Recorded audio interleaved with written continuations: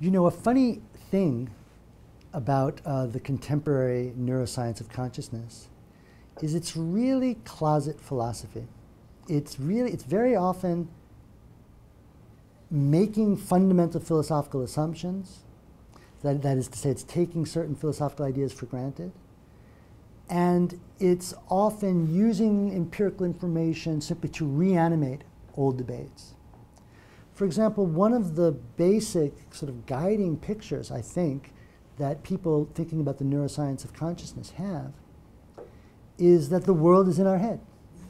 The brain makes the world. That is, what we experience is not, I don't experience you, I don't see you, I experience something in my brain that is confabulated on the basis of a pattern of stimulation. Let me come to the nature of color as an example to try to illustrate what I have in mind. And by the way, this is a wonderful area where both science and philosophy have tended to really collaborate, have been in dialogue with each other, and in many cases the leading philosophers have also been the leading scientists thinking about this.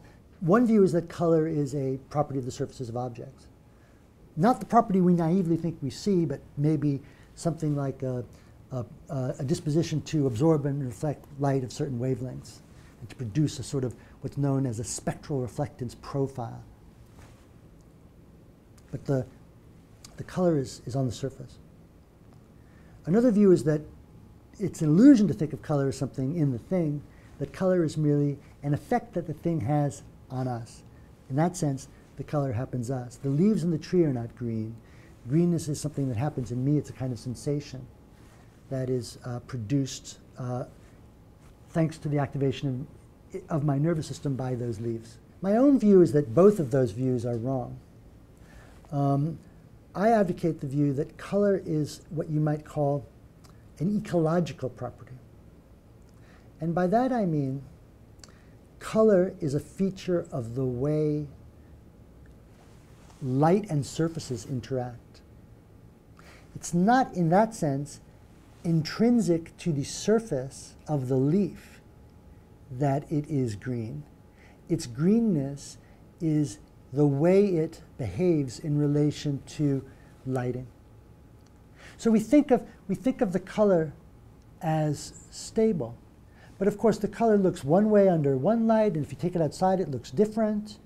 And if you turn it in certain ways, there'll be highlights and you know, sort of little specular shining points on the surfaces of things that are all part of the real color of the thing. For me, colors are like shapes. Just as a three-dimensional shape has a hidden backside, so colors have hidden ways they would look if the conditions of lighting would change. The problem of skepticism about the external world, how do we know that things are the way they seem to be? How do we know that our perceptual experiences are reliable? Is a chestnut. It's an old philosophical chestnut that I can't solve for you right now, and that neuroscience can't solve. But what I'd like to impress on you is that neuroscience has taken a solution to that, or at least an attitude towards that old philosophical chestnut, for granted. And most neuroscientists working on consciousness suppose experience is something that happens inside of me, it's subjective, it's hidden.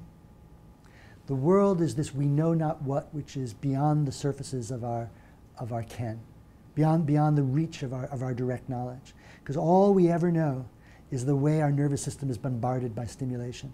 That which is causing the stimulation is always beyond